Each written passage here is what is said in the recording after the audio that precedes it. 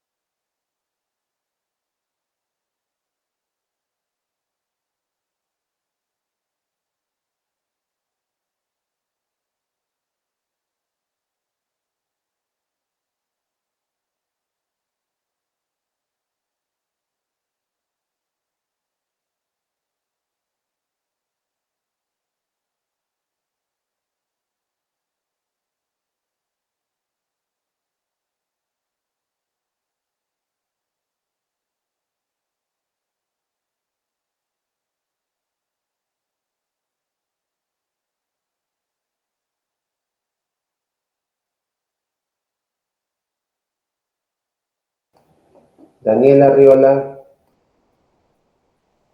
Presente, profesor, buenas noches. buenas noches, Daniela.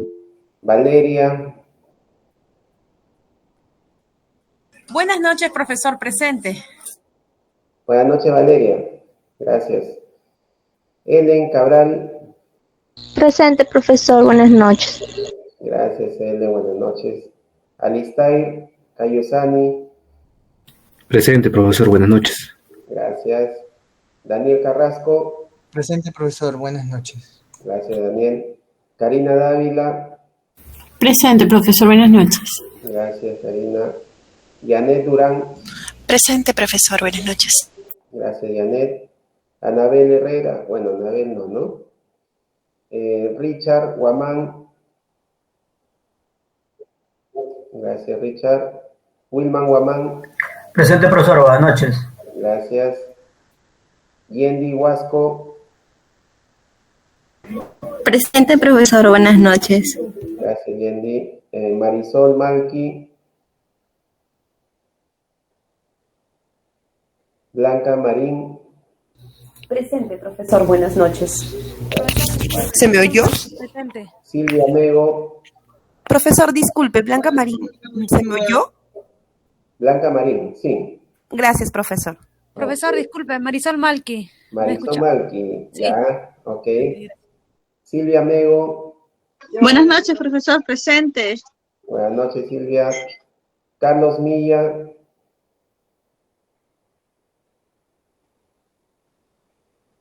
Yadira Montenegro, Buenas noches, profesor presente. gracias.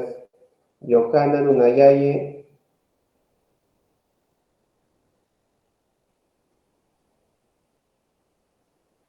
Johanna o Johanna. Claudia Focori, Profesor, buenas noches, presente. gracias. Cristina Cifuentes, Buenas noches, profesor. Presente. gracias, Cristina. Gianmarco Simón, Buenas noches, profesor. Presente. gracias. Tatiana Turpo, Presente, profesor. Buenas noches. gracias, Tatiana. Pedro Urbano, Presente, profesor, buenas noches. gracias, Pedro, buenas noches. Claudia Villarrubia, Presente, profesor. Buenas noches. gracias. Edgar Villaseca, Buenas noches, profesor, presente. gracias, buenas noches. Entonces me faltaría Johanna, Carlos Milla, nadie más.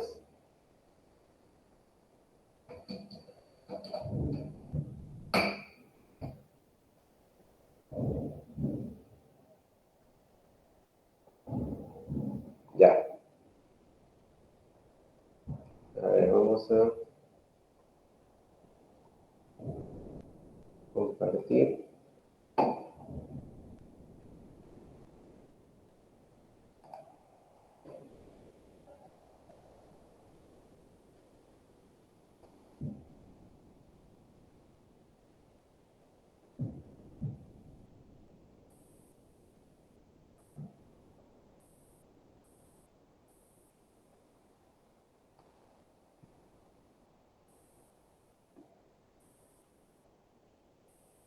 Ya, sí se ve en la pantalla, ¿no?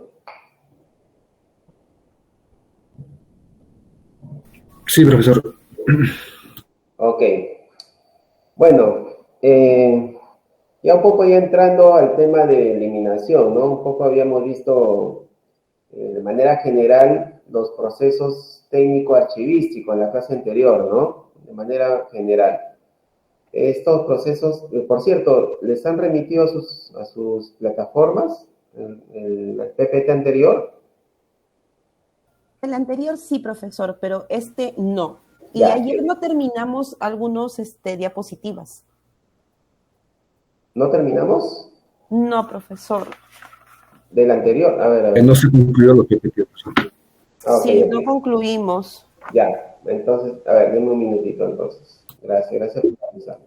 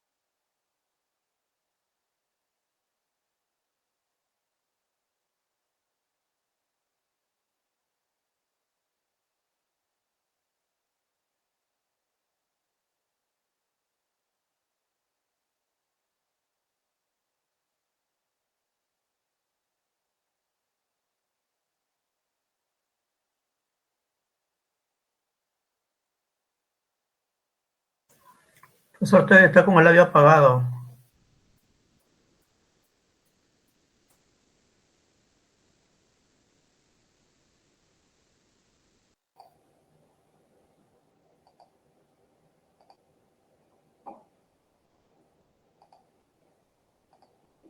Ok, ya. No, les decía que quería ver dónde nos habíamos quedado, ya un poco haciendo un repaso. Hemos visto la secuencia de los procesos, ¿no?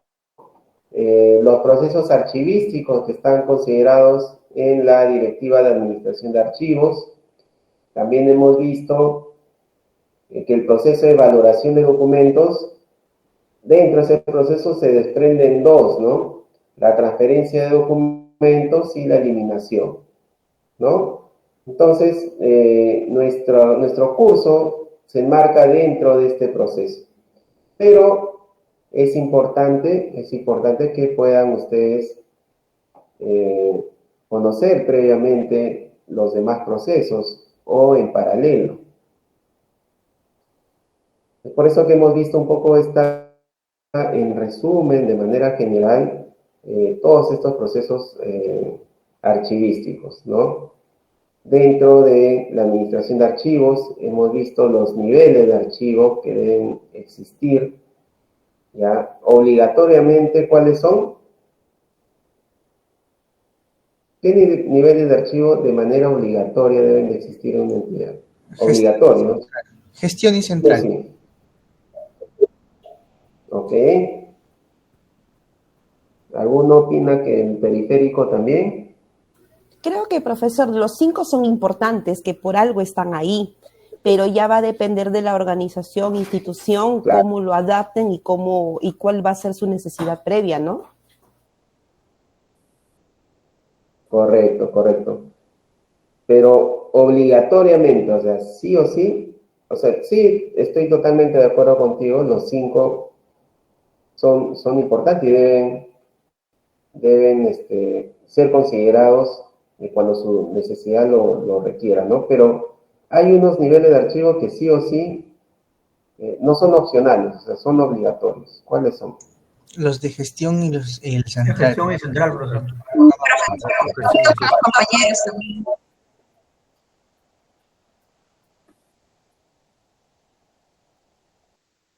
Muy bien. El de gestión y el central.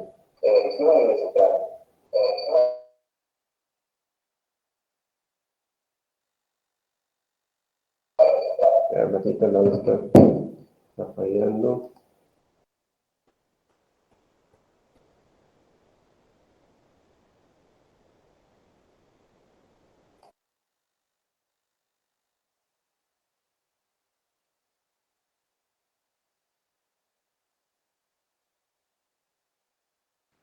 Ok. Creo que acá el audio está mejor. Ya, entonces es el de gestión, los archivos de gestión y los centrales, sí o sí deben de existir, o sea, de manera obligatoria. Opcionales, y como bien nos decía nuestra compañera, son los archivos periféricos, ¿no? El nivel desconcentrado y el histórico, ¿no? Son importantes, obviamente, ¿no? Son importantes, pero va a depender de la situación y el contexto de cada institución pública.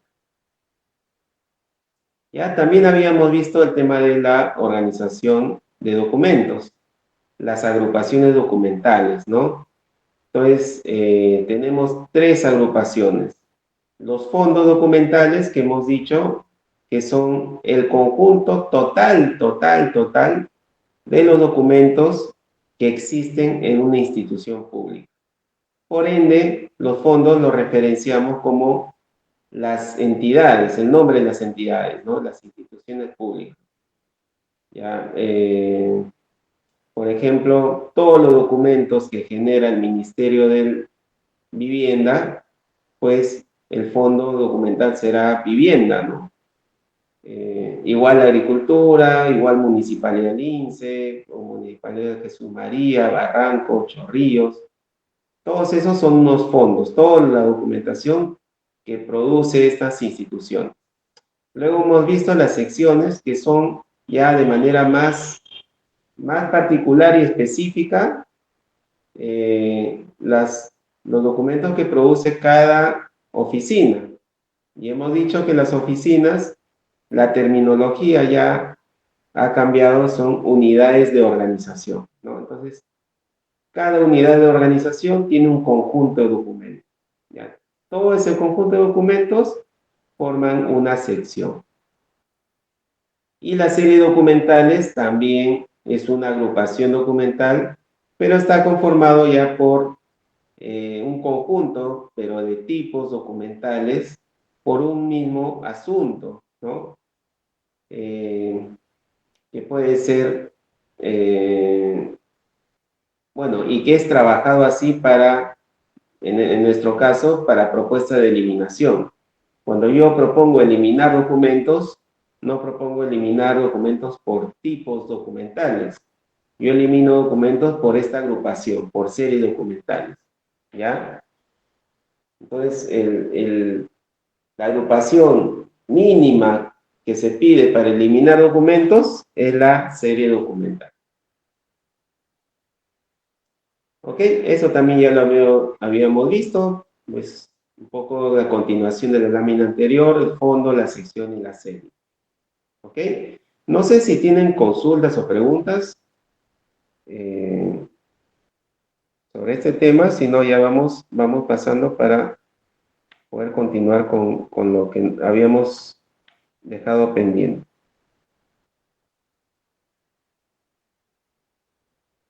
Ya, seguimos entonces.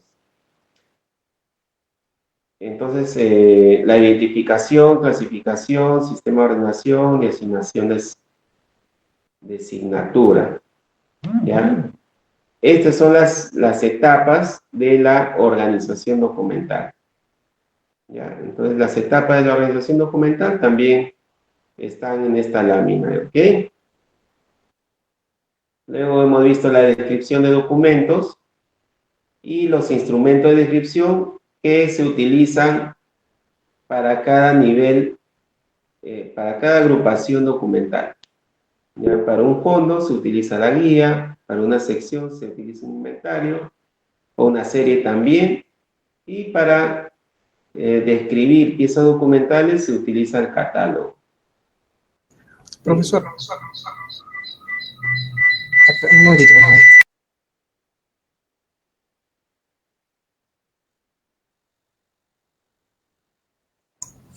Una pregunta con respecto a los fondos. Si una institución cambia de administración, ¿automáticamente el fondo que está generando es un fondo cerrado o continúa siendo el mismo fondo de la institución? Ya, gracias por la pregunta. El fondo ya, una vez que finaliza, o sea, una institución se crea por una necesidad, ya, para empezar. Un poco explicar, dejarme explicar, mejor dicho. Una institución pública se crea por una necesidad pública, ya, es así, se crea por una necesidad pública. Hay instituciones que se crean por un periodo, por ejemplo, los programas sociales que escuchamos, ¿no? Se crean por un periodo, tal vez de 5 años, tal vez de 10 años. O también hay proyectos especiales, que son unidades ejecutoras que también tienen sus oficinas y todo, ¿no? O sea, como una institución que perduraría en el tiempo, pero son temporales. ¿Ya? Estos programas, esos proyectos, siempre dependen de una institución, digamos, una papá entidad, ¿ya? Un papá entidad. A veces directamente de un ministerio o a veces dependen de un organismo adscrito a un ministerio. ¿Ya? Entonces, estos organismos adscritos a un ministerio sí son creados con una ley y todo, y se podría entender de que van a perdurar en el tiempo. Pero esos programas y proyectos sí son temporales. Entonces, ¿qué ocurre? Cuando finaliza, estas, digamos, entidades pequeñas, programas, proyectos, se considera un fondo cerrado, ¿ya? Se considera un fondo cerrado. Profesor, pero las funciones de este programa van a seguir siendo realizadas por la entidad. Vamos a poner un nombre, no sé, pues se me ocurre CERFOR, ¿ya? CERFOR tiene 2 programas que están a cargo, y los programas finalizaron, culminaron, ¿no? Entonces esos programas van a seguir perteneciendo, o sea, las funciones de este programa y todo su acervo documentario y todo va a pasar a la institución CERFOR, ¿ya? CERFOR se va a hacer cargo. Ustedes me dirían, profesor, pero entonces CERFOR ya es custodio y CERFOR sería el fondo documental de esa documentación. La respuesta es no. El programa tiene vida propia, nació y murió, tiene un nombre y un apellido, ¿no? Por ende, para la historia, para la investigación a futuro, van a requerir un poco averiguar qué hizo este programa, qué trató este programa, para qué se creó, cómo finalizó, por qué finalizó. Es decir, el programa se convierte en un fondo cerrado. ¿Que va a existir dentro de CERFOR? Sí, por supuesto, no hay problema. Pero va a existir, pero con su nombre propio, ¿ya? Y si CERFOR en algún momento también, digamos, sale una ley y dice ya, CERFOR no existe, no existe ya. Lo va a ver un ministerio X, o el Ministerio del Ambiente directamente, ya CERFOR ya no existe. Entonces, CERFOR también se convierte en un fondo cerrado, ¿ya? Así que tengan muy en cuenta, excelente la consulta, para un poco aclararles el tema. Y cuando quieran eliminar documentos de un fondo cerrado que ya no existe, pues será a cargo la entidad que lo tienen, que custodia esos documentos, ¿no? En este caso, en nuestro ejemplo, CERFOR será el encargado de poder proponer la eliminación de este fondo cerrado. ¿Ya? Cada vez que cambian de nombre, ya ahí hay un corte, ahí hay, ya automáticamente es un fondo cerrado. Por ejemplo, MINCETUR, ¿no? Ministerio de Comercio y Turismo. Ha cambiado como 4 o 5 veces en su historia. Tenía otros nombres, ¿no? Entonces, cada uno de ellos tiene un fondo cerrado. Son un fondo cerrado. ¿Que se mantiene la documentación en el archivo? Sí, pues. Pero se respeta esos nombres. ¿Ya? Muy bien.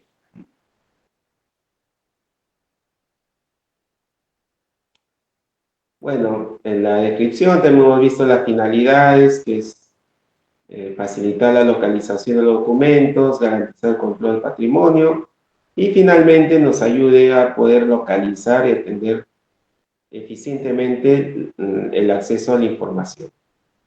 Ya hemos visto la guía, el inventario y el catálogo. Bueno, en su curso de descripción seguramente van a desarrollar cada uno de ellos, o ya lo estarán desarrollando. Bien, valoración, también hemos visto algunos conceptos, ¿no? Sobre el tema de valoración. Fase del tratamiento archivístico, que consiste en analizar y determinar los valores primarios y secundarios de las series documentales, fijando los plazos de transferencia, acceso y conservación o eliminación total o parcial. Ok, también hemos visto esto, ya lo pasamos. El tema de valor primario, valor secundario. Ya, valor secundario es cuando ya pasa la etapa de que la información ya es para la investigación, de construcción histórica, ¿no? Y el valor primario es cuando está aún activo, ¿no? Y son requeridos de manera, digamos, constante, ¿no? Vigente. Por ende, los documentos que tienen aún valor primario se encuentran en los archivos de gestión y en los archivos centrales, ¿no? Archivo de gestión, la documentación viva, activa, y en el archivo central la documentación que ya está semiactiva. Pero en el archivo histórico ya la documentación inactiva, entre comillas, ¿no? Entre comillas. Va a depender de qué documentos se van a requerir para la investigación científica, cultural o histórica. Ok, vamos a pasar un poquito esto. También estas normas son súper importantes, ¿ya? Ténganlo muy en cuenta. La Ley Orgánica del Sistema Nacional de Control, artículo 42, porque habla de periodos de retención, pero son normas generales, ¿ya? Son normas, un marco general. Igual, la Ley General del Sistema Nacional de Contabilidad. El artículo 38 habla de documentación que sustente las transacciones ejecutadas en las entidades del sector público por tiempo no menor de 10 años.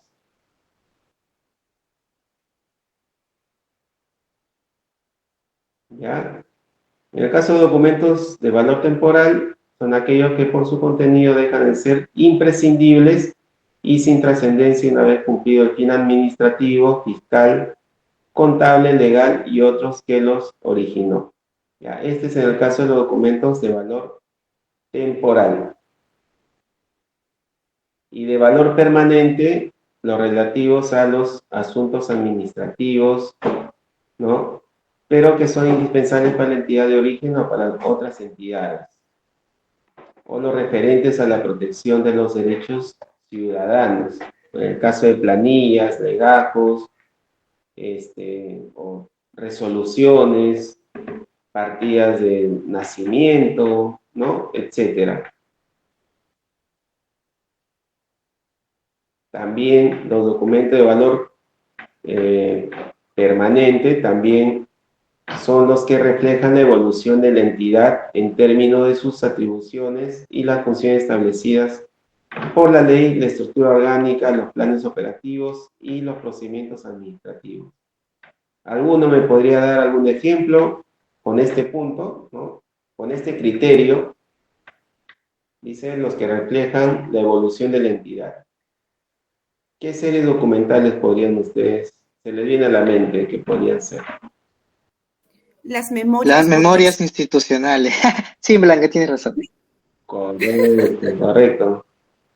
Decir ganó por un segundo, ¿eh? Muy bien. Las memorias, ¿no? Los planes operativos, el plan estratégico.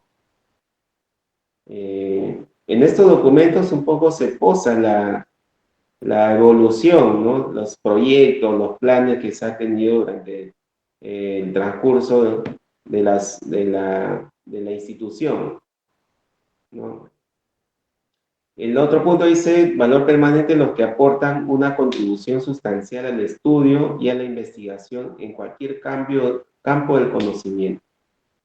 A ver, ahí conocen alguna serie que se les venga a la mente.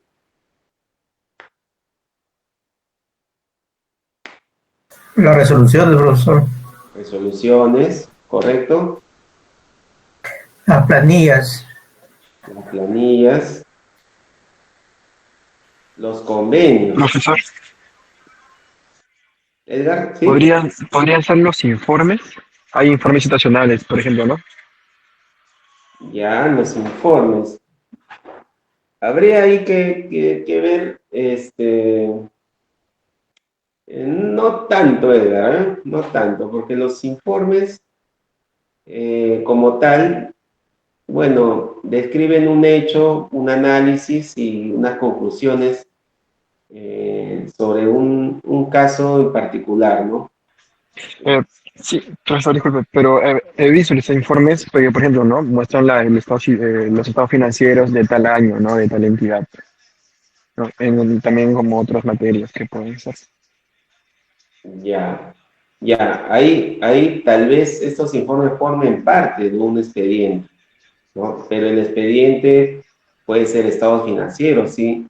Y que contenga tipos documentales, ¿no? Informes técnicos, donde efectivamente explican un poco alguna opinión al respecto, informe legal, no sé, pues, otro tipo de tipos documentales que formen parte, pero es de una serie X, no propiamente del informe como una serie documental. No sé si me dejo entender. Profesor, sí. una consulta. En el campo de, al menos en el sector salud, hay no sé, podría ser una serie, digo, el ASIS. El ASIS es un análisis de la situación de salud y se hace de manera anual y se publica. Ok, claro, eso por ejemplo, ¿no? Ya, pero el ASIS, ¿cuáles son las abreviaturas? O sea, es una abreviatura, pero... Claro, es análisis de situación de salud, ¿no? Y mayormente se hacen por regiones. Entonces, con el área de epidemiología lo hace todo, pues todas las estadísticas del año, más las supuestas soluciones, estrategias, etcétera. Correcto, eso encaja, ¿no? Y eso yo consideraría de valor permanente porque me permite a mí hacer una investigación, ¿no? Y sobre todo... incluso las estadísticas de todas las enfermedades, atenciones, etcétera. Así es, así es. Es más, esto, por ejemplo, estas epidemias o estas pandemias, la última pandemia que hemos pasado, también entiendo yo de que habrán documentos que se generan dando explicación, ¿no? Sobre el desarrollo, la evolución, las soluciones, los estudios que van quedando en documentos.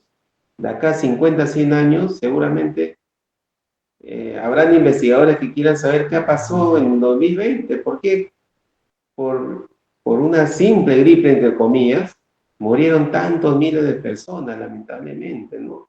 Por una gripe. Entonces tiene que haber unos estudios. Entonces, estos estudios que nos comentas, bueno, sobre tal vez sea otra materia, pero nos permiten, como dice ahí, contribuir sustancialmente a la investigación y al campo del conocimiento, ¿no? Encaja perfectamente. Muy bien, muy bien. Buenos ejemplos, muy buenos ejemplos. Creo que se entiende claramente el tema del valor, ¿no? El valor permanente. Y aquí, por ejemplo, en el caso de los referentes a la protección de los derechos ciudadanos, alguna serie documental. Los legajos de personal. Perfecto, sí. Porque su derecho ahí sustentan el derecho a una pensión, ¿no? Entonces, los legajos personal, las planillas, los testamentos, ¿no? Los testamentos.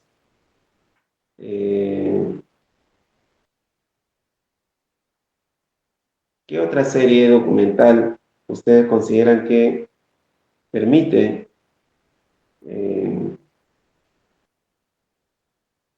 garantizar derechos de los ciudadanos, ¿no?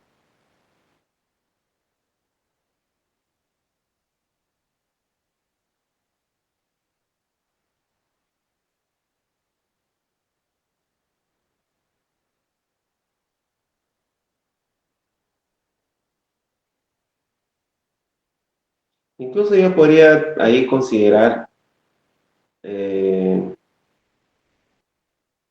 los libros de reclamaciones, ¿no? Las hojas de reclamaciones, pero en este caso es temporal, ¿no? Estas hojas de reclamaciones, porque... Profe. Sí. Profesor, disculpe, ¿y las solicitudes de acceso a la información del portal de transparencia? También garantizan derechos, sí, por supuesto, pero son temporales. Perdón, ya. Son temporales los de acceso a la información. Sí encaja en tema de protección de derechos ciudadanos, pero su plazo es corto, ¿no? Es temporal. Porque yo atiendo una información y se archiva el documento. Si ya le atendí a la persona, pues se entiende que ese documento ya va a estar inactivo, ¿no? No va a estar demandado. Claro, tiene razón, profesor. Ya te atendí, ya no va a haber un movimiento. Igual son los pagos, por ejemplo, de tributos en las municipalidades. Hay una ejecución forzosa, que es la ejecución coactiva, ¿no? Te piden que pagues, y un día el vecino se anima y paga la deuda, 100% lo pagó. Entonces, toda esa documentación que se había generado por el vecino Daniel, toda esa documentación generada de notificaciones, se cierra con su pago, con su recibo, ¿no? Con su recibo se cierra. Entonces, puedo yo conservarlo 1 o 2 años, ¿no? Tal vez, pero ameritará seguir conservándolo más tiempo si ya el vecino ya canceló, ya finalizó, se archivó. No creo que reclame el vecino a la entidad. ¿Cuál sería el motivo, no? Y la entidad tampoco reclamaría al vecino porque ya le pagó. Entonces ese documento ya empieza a ser inactivo, ¿no? Y ameritará conservarlo 10 años, 15 años. Entonces, también yo recomiendo que esos documentos de ejecutoría coactiva no tengan tanto tiempo de retención, porque he trabajado en municipalidades, un poco por eso, por la experiencia les digo, porque se genera cantidad de documentación, sobre todo en Lima Norte, en Lima Sur, en las municipalidades, porque las áreas de coactivo, las áreas de administración tributaria, expenden muchos documentos de estos, ¿no? Masivamente. Notifican, se van llenando de archivos. La persona viene, pagan, cancelan, pero sigue guardándose esos documentos, ¿no? Pero yo digo, ¿para qué lo guardan? O sea, pasó 5 años, te solicitó a alguien eso, no, nadie. ¿Y cuál es el motivo por el que se guarda? No, por si acaso, No, o no, ya, prefiero evitar responsabilidad, mejor lo guardo. Entonces, los archivos se van complicando un poquito. Claro. Profesor, y en el primer punto que habla sobre los asuntos administrativos, fiscales y legales, ahí sí cabería los PAD, los procesos administrativos disciplinarios, porque a veces incluso pasan años y luego, no sé, pues la fiscalía, el contralor decide investigar algo y le puede servir a la entidad para sustentar que sí se le hizo un proceso interno a alguien. Ok, gracias, buen punto. Los procesos administrativos disciplinarios son, como su nombre lo dice, administrativos. Están en el fuero administrativo, ¿ya? Puede que estos procesos administrativos finalicen dando como, digamos, Una sanción. ya, por ahí una sanción, pero por otro lado no hay sanción, no encontraron nada y se archivó. Ya, no hubo nada. ¿Ok? Pueden darse dos caminos, ¿eh? Pueden darse dos caminos porque tienen sus etapas, los procedimientos. Una etapa preparatoria donde se indagan y todo. Luego viene ya la etapa de si se considera o se confabula un acto que tiene, digamos, medios probatorios que pueden llegar a una acusación, entonces se inicia ya el procedimiento. Pero en el camino puede que se archive porque no se encontró o no se fundamentó alguna sanción. ¿Ya?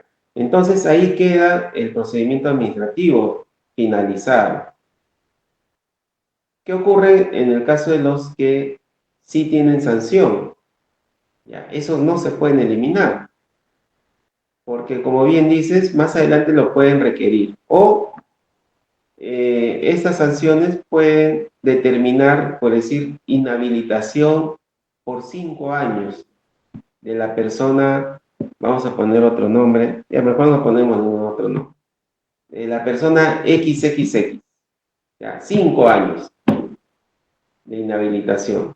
Entonces, durante ese periodo, tampoco yo puedo eliminar los documentos, por más que ya haya salido una resolución y el caso se cerró con esa sanción. Pero tiene hasta 5 años, ¿no? Esta persona que ha sido sancionada puede también apelar y puede irse al foro penal, ¿no? Ya no es el administrativo, acá se agota la parte administrativa y se van al foro penal o judicial, ¿no? Entonces ahí se inicia un juicio y eso dura más tiempo. Entonces, esa documentación, imposible de eliminar, imposible. ¿Hasta cuándo? Hasta que se finalice el caso, ¿no? Y se pueda archivar, ¿no? Entonces, ahí sí se considera también un tiempo, tal vez, de valor permanente, ¿ya? Pero yo recomendaría de que sea de valor temporal, pero por un periodo tal vez de 15 o 20 años, ¿no? ¿Por qué? Porque un poco es el tiempo que dura un proceso entre administrativo y judicial, más o menos de 10 años, ¿no? 10, 15 años. Entonces, un tiempo prudencial para conservar estos documentos podría ser de 20 años, de valor temporal. ¿Sí? Salvo casos emblemáticos, ¿eh? Salvo casos emblemáticos de funcionarios, de personas que han sido, pues, descubiertas con un antecedente bastante sonado, ¿no? Esos casos emblemáticos, pues, se van a tener que seguir manteniendo por más que consideremos la serie documental de valor temporal por 20 años, hay ciertas excepciones, tampoco es lineal, ¿no? Hay ciertas excepciones que podríamos nosotros extraer, algunos documentos. ¿Ya? Eso ya es un tema de criterio que en el campo y en la práctica se debe ir desarrollando.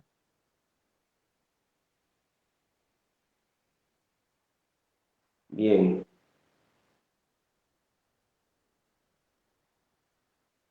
Bueno, dentro del tema de valoración, también no sé si hemos visto esto, pero sería bueno repasarlo. El Comité de Valor de Documento de la entidad formulará y actualizará el programa de control de documentos archivísticos. Ya es un punto importante. No hacemos nada del tema de eliminación si es que no tenemos un Comité de Valor de Documentos. ¿Ya? Entonces, primer punto, todas las entidades deben de contar con un Comité de Valor de Documentos. Y como sabrán, el Comité de Valor de Documentos está conformado ¿por quién? A ver, ese es punto.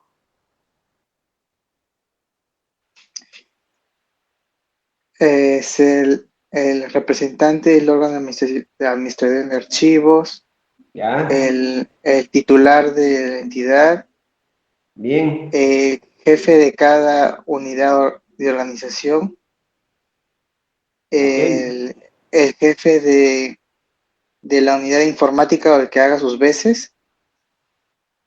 ¿Ya? Está ¿quién más? Vamos, El de bien, archivo central, el responsable del archivo central. Ya me dijiste. ¿Y quién más? Planificación, el jefe de planificación. El jefe de planificación. Correcto, correcto. ¿No? Entonces, esta nueva directiva de administración de archivos trae esa novedad de que ya incluye, además de los mencionados, al jefe de planeamiento y presupuesto, quien haga sus veces, y al jefe de tecnología de la información, o quien haga sus veces, ¿no? ¿Por qué? Porque se le está dando más, digamos, más ámbito de aplicación, mayor alcance. El Comité de Valor de Documentos, ahora su rol no solo es el tema de valoración de las series documentales, de formular y actualizar el programa de control de documentos archivísticos, sino que también está a cargo de evaluar, proponer, ¿no? Proyectos archivísticos de mejora, de infraestructura, de equipamiento, de tecnología, ¿no? Y qué mejor si forma parte de este comité estas dos áreas importantes, ¿no? Que de alguna forma se cruza, ¿no? Con el Comité de Gobierno Digital. También la Ley de Gobierno Digital establece que se forme un Comité de Gobierno Digital, ¿no? Pero la idea es un poco fortalecer a nuestro comité, ¿no? Fortalecerlo, tener los actores principales que toman decisiones, y entre ellos es el jefe de planeamiento y presupuesto, ¿no? De cajón, o el de tecnología de la información también, para que vea el tema de proyectos digitales, ¿no? De manejo de archivos digitales. Dice, las series documentales serán analizadas y evaluadas teniendo en cuenta sus valores para determinar sus periodos de retención.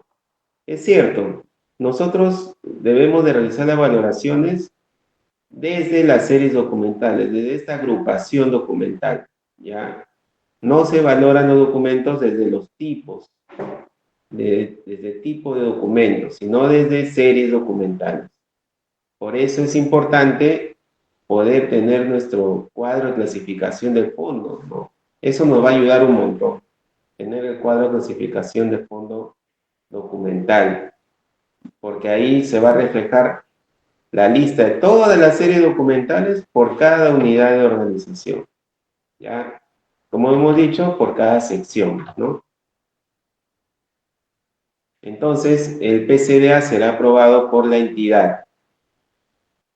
¿Cómo se aprueba el PCDA?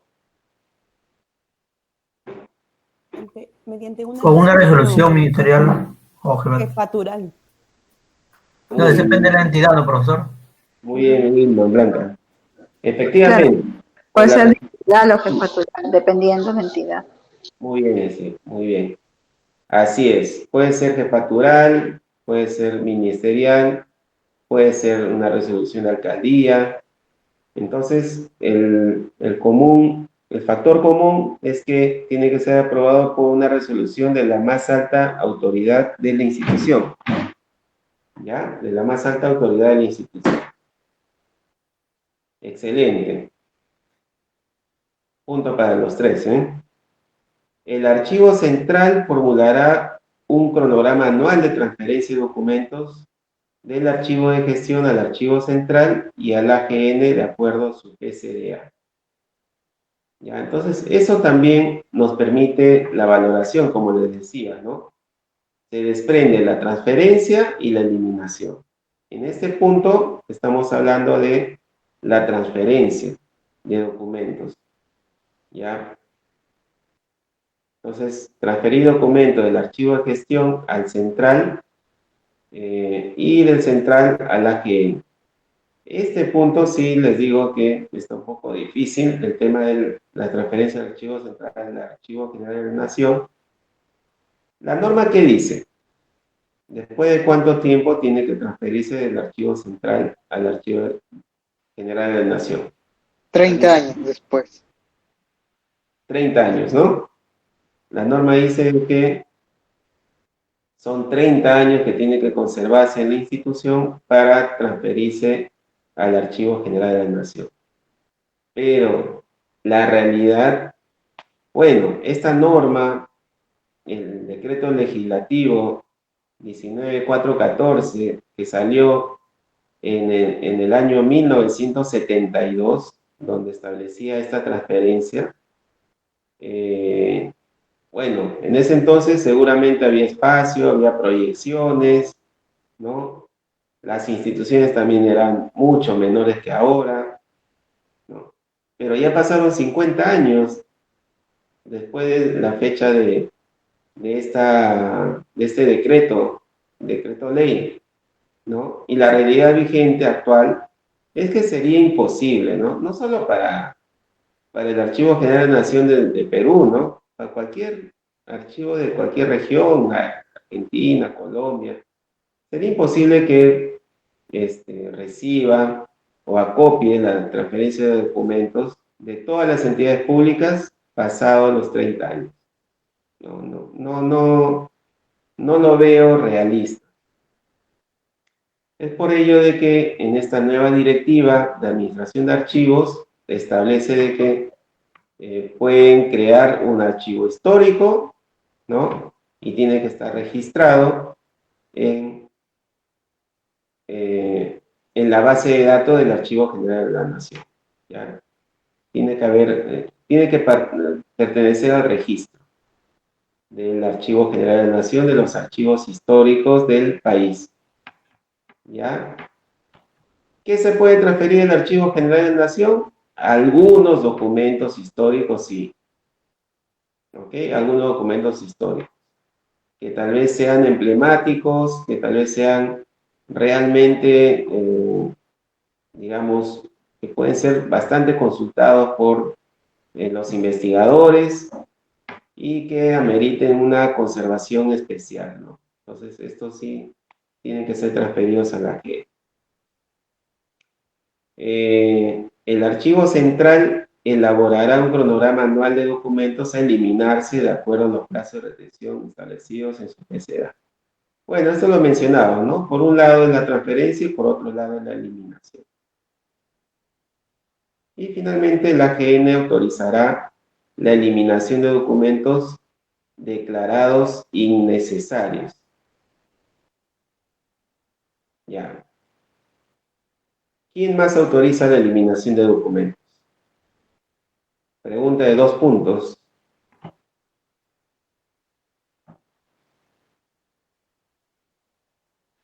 ¿Cómo dice, profesor? Disculpe. ¿Quién más autoriza la eliminación de documentos? Aparte del AGN, los archivos regionales. Correcto, muy bien. Los archivos regionales. ¿Y el Comité de Valor de Documentos? El Comité de Valor de Documentos aprueba a nivel de institución, aprueba a nivel institucional nada más. En el caso de que la institución no tenga programa de control de documentos, ¿no? Ok, muy bien. Efectivamente, ahí hay un juego de términos, ¿no? De palabras. Y hay un poquito de equivocación en algunas personas. Justo tenía un curso antes de ustedes, como les comenté, en el cual hice esta pregunta y, bueno, eran casi 200 personas y casi 50 personas decían que autorizaba el Comité de Valor de Documentos. ¿Ya? Y el AGN, en algunos casos también me contestaron. El AGN y el Comité de Valor de Documentos. Entonces, tengan cuidado con ello. El único o los únicos que autoriza la eliminación de documentos es el Archivo General de la Nación y los archivos regionales. ¿Ya? Los archivos regionales en sus propias regiones y el Archivo General de la Nación en Lima Metropolitana. ¿Ok? Repito, el Archivo General de la Nación autoriza la eliminación de documentos de las entidades que están dentro de Lima Metropolitana. Y los archivos regionales, cada archivo regional autoriza la eliminación de las entidades que están dentro de su región. ¿Ya? Entonces, aclarado ello, el Comité de Valor de Documentos aprueba propuestas de eliminación. ¿Ya? Aprueba propuestas de eliminación. ¿Ya? Pero no autoriza. ¿Ya? Aprobar y autorizar. ¿Ya? Tengan en cuenta ello. Pregunta de examen, ¿eh? Muy bien. La transferencia de documentos. Bueno, ustedes habrán ya escuchado el ciclo vital del documento. Y así como en nuestra vida, ¿no? En la vida del ser humano, uno nace, crece, se desarrolla, ¿no? Y finalmente muere, ¿no? Es el ciclo de la vida de un ser humano. Obviamente por marcadas diferencias, pero el ciclo de vida de un documento también sucede lo mismo. Pero en este caso ocurre algo distinto en un final distinto. No puede ocurrir un final distinto. De que el documento deba permanecer con una vida eterna, ¿no? O sea, debería permanecer con una vida eterna. Cosa que no pasa en el ser humano. Esa es la única diferencia con el documento. Pero documentos que sí tienen valor temporal, pues su ciclo de vida finalizará en algún momento, ¿no? Y se tendrá que eliminar. ¿Ya? Pero mientras esté vigente en el proceso de transferencia documental, tengan en cuenta lo siguiente. Cuando la documentación está vigente, está activa, es requerida, es demandada frecuentemente, ¿ya? Y es más, aún está en proceso de atención, de trámite, está en la fase activa, ¿ok? En la fase activa. Es decir, va a existir en el archivo de gestión. ¿Ya? En el archivo de gestión. Hemos hablado de valoración primaria, ¿no? La valoración primaria. Pero llega un momento en el cual el documento ya deja de ser tan demandado, ¿no? Tan consultado, deja de tener ese requerimiento constante y frecuente, ¿no? y estos documentos ya están archivados, o sea, ya finalizaron sus trámites, pero posiblemente sean consultados, no tan frecuente, pero sean consultados. Entonces, entra una fase semiactiva, ¿ya? Cuando entra esta fase semiactiva, estos documentos deben pertenecer en el archivo central, ¿ya? Me pueden decir, profesor, y todos los documentos de todas las áreas tienen que tener 2 años de retención en este nivel de archivo. La respuesta es sí o no. ¿Puedo tener un plazo estándar para todos los archivos, para todas las series documentales?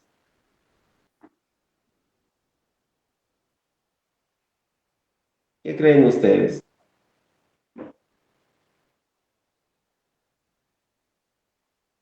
Que no, profesor, porque cada serie tiene su tipo de valoración. Muy bien, perfecto. Perfecto. Efectivamente, como dice Blanca, cada serie documental tiene su propia valoración, ¿ya? También ahí hay algunas personas que cometen ese error de que piensan de que hay un plazo para todos, ¿no? Y todos tienen que tener un plazo de 3 años para todas las series documentales. Y no es así. ¿Ya? Luego pasa el archivo central. En el archivo central también es una etapa semiactiva, ¿no? Pero luego, si consideramos nosotros documentos ya de valor permanente, pero que van a ser requeridos, ¿no? O sea, por tema de derechos o tema de investigación, tienen que pasar al archivo histórico, ¿ya? Se recomienda de que el archivo histórico tenga su propio ambiente, ¿no? Un ambiente separado del archivo central. Por 2 motivos. Primero, porque es otro nivel de archivo, ¿ok? Otro nivel de archivo.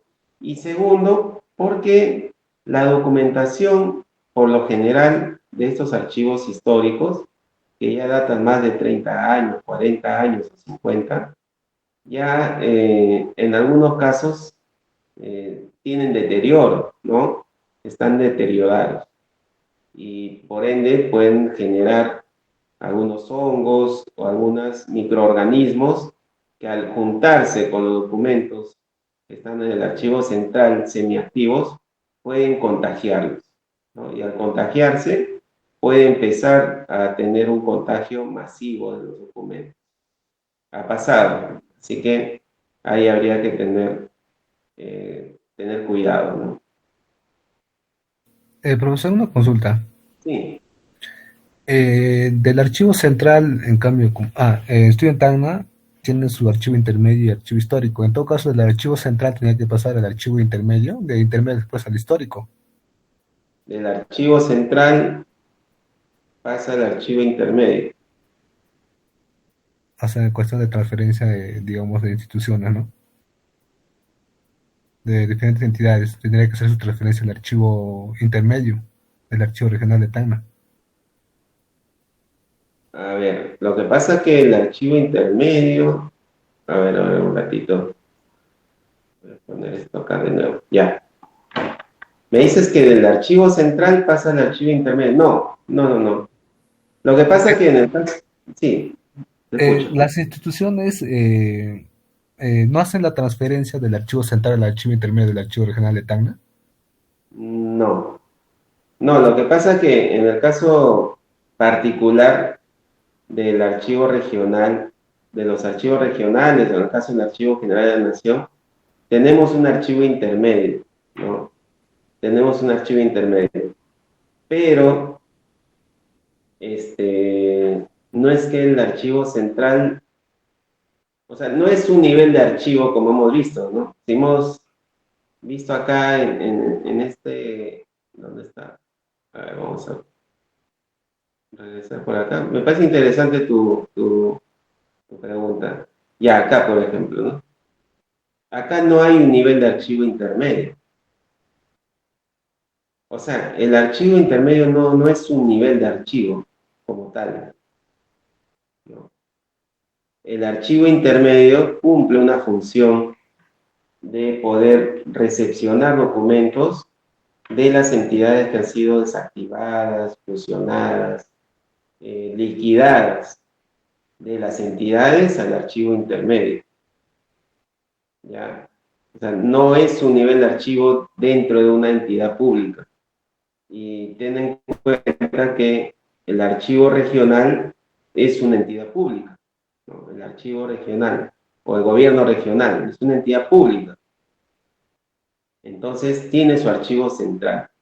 El archivo central es el que planifica, organiza y todo, ¿no? Entonces, el archivo central es el que tendría que, digamos, transferir a un archivo histórico dentro de la misma entidad, pero no al archivo intermedio. No sé si me dejo entender. El archivo central recibe documentos, pero de los documentos generados por la dirección de archivo intermedio, o sea, sus memos, sus informes, sus cartas. No transfieren los documentos que han sido transferidos por entidades desactivadas.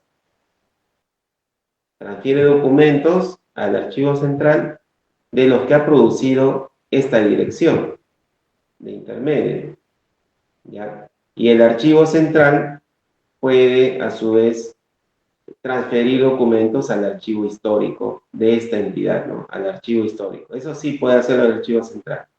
Pero el intermedio no, ahí está ahí.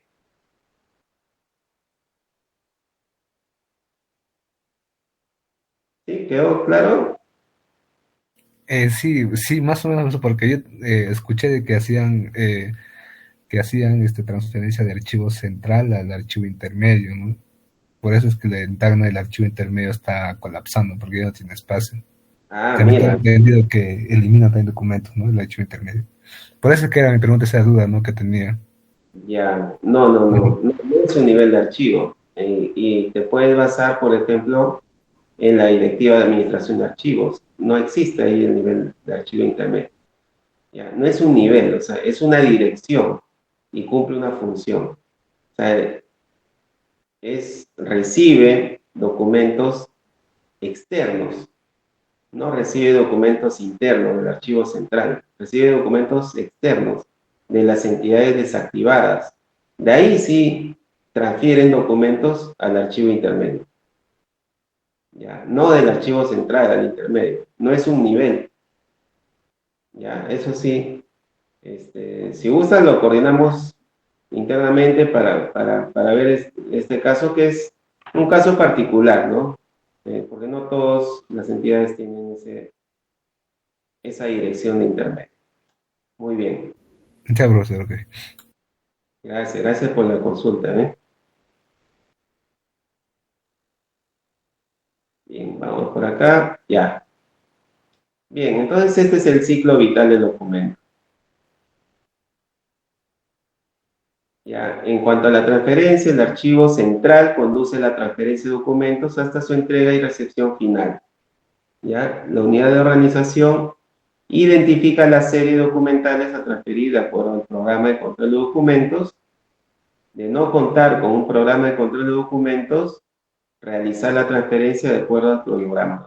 Es decir, el archivo central debería de tener un cronograma de transferencia anual. Es la recomendación. Al menos tener un cronograma anual. Porque si no lo tienen, les diré que en cualquier momento las oficinas les van a llevar sus documentos, ¿no? En cualquier instante. Y eso les genera problemas, pues obviamente. Me quedan 2 minutitos. 2 minutitos. Ya, las transferencias pueden ser ordinarias o extraordinarias. Ordinarias si es que está dentro de un cronograma, ¿no? Se cumple los plazos. Y extraordinarias si es que no está dentro de este cronograma planificado, ¿no? Pero se puede igual considerar. Entonces se da un plazo extraordinario, ¿no? Un plazo adicional. Ya. En cuanto a la transferencia. las condiciones del documento archivístico para la transferencia. Recuerden que el trabajo de la organización no empieza en el archivo central. Ustedes tienen que lograr que empiecen los archivos de gestión, ¿no? Y en el archivo de gestión deben de identificar, clasificar y ordenar, deben de foliarse, ¿no?, los documentos para su transferencia, hacer paquetes. Es más, pueden haber una buena práctica en la cual se les facilite cajas archiveras para que ellos ya lo trabajen cuando transfieran la documentación, lo transfieran ya empaquetados, encajados e inventariados, ¿no? Eso es importante, retirar el material, ¿no? Se llenan cajas de clips, ¿no? Cuando se hace el trabajo del archivo central. Pero nuevamente, tendrían que sacar una directiva, un protocolo chiquito nada más, sobre la transferencia de documentos, en el cual incluyan que no se aceptará con excesivas grapas o clips, ¿no? Y los documentos audiovisuales electrónicos pueden retirarse y referenciarse, o sea, trasladarlos de manera separada. Muy bien. Creo que nos quedamos hasta aquí. Ok, nos quedamos. Quedan unas cuantas láminas, lo vemos ya en la siguiente clase. ¿Está bien? No sé si tienen ahí alguna consulta, creo que tienen otra clase, ¿no? Sí, profesor, quería de repente profundizar un poco sobre la transferencia extraordinaria. No la entendí muy bien. Ok, Wilman. ¿Tienen clase después de esta? No, profesor. Ah, con esto ya acaba. Ya, entonces, deme 2 minutos. Sí, claro. Ya, voy a explicarle a Wilman el tema de la extraordinaria. A ver, vamos acá.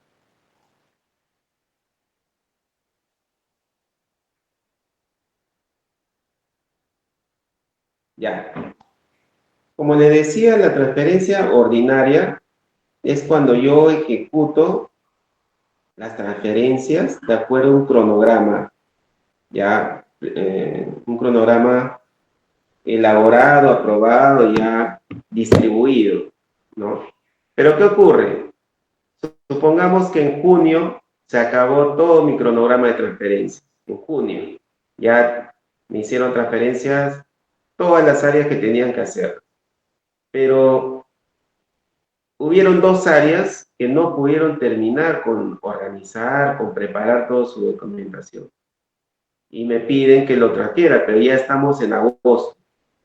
Entonces el archivo central puede hacer una extensión de manera excepcional y considerar que esa transferencia pueda ser en agosto y en septiembre, de manera excepcional, ¿no? O sea, por eso dice extraordinario, adicional, ¿ya? O puede haber otras oficinas que han transferido dentro de su plazo, pero tienen más documentos para transferir.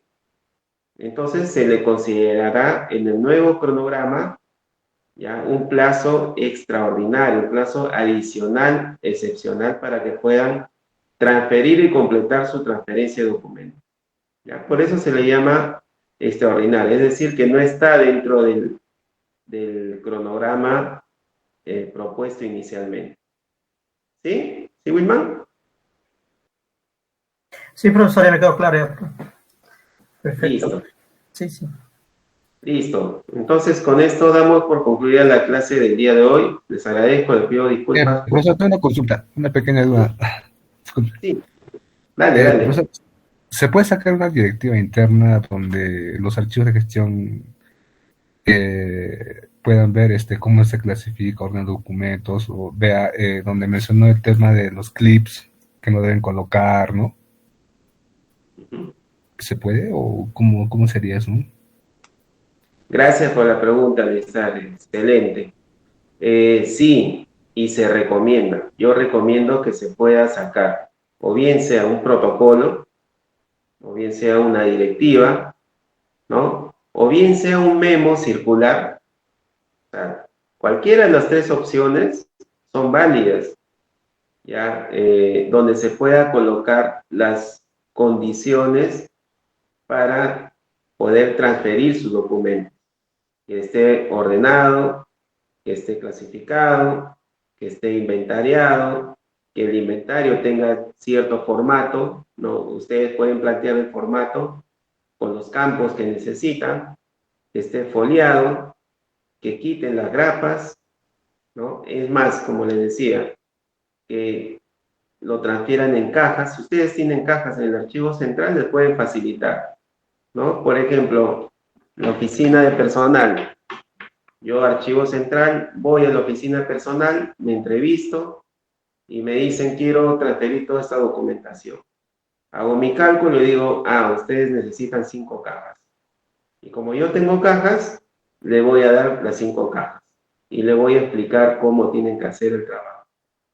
Entonces, llegada la fecha en la cual le corresponde su transferencia a la Oficina de Recursos Humanos, pues me entregará la documentación empaquetado y en sus cajas, ¿no? En sus cajas. ¿Qué es lo que le va a permitir al archivo central? Facilitar, porque el archivo central adolece de personal, ¿no? O sea, es el problema común. Le va a facilitar porque lo único que va a hacer es verificar y ubicar. Nada más, ¿no? Entonces, sí se puede y sí se recomienda alistar. No hay... ¿Ya? Puedes tomar como referencia algunas directivas que se tienen ya, googleando se encuentran varias directivas. Tómalo como referencia y adecúalo a tu realidad, ¿no? No es un copy y pega, es una referencia para que lo puedas trabajar y adecuar a tu realidad. Entonces puedas encontrar 3 o 4 directivas de transferencia y adecuarlo, ¿no? Pero también recomiendo de que sea corto, que no sea tan largo porque nadie lo va a leer. Mira, 4 o 5 páginas yo creo que es suficiente. Más los anexos que son el formato de inventario, más que suficiente.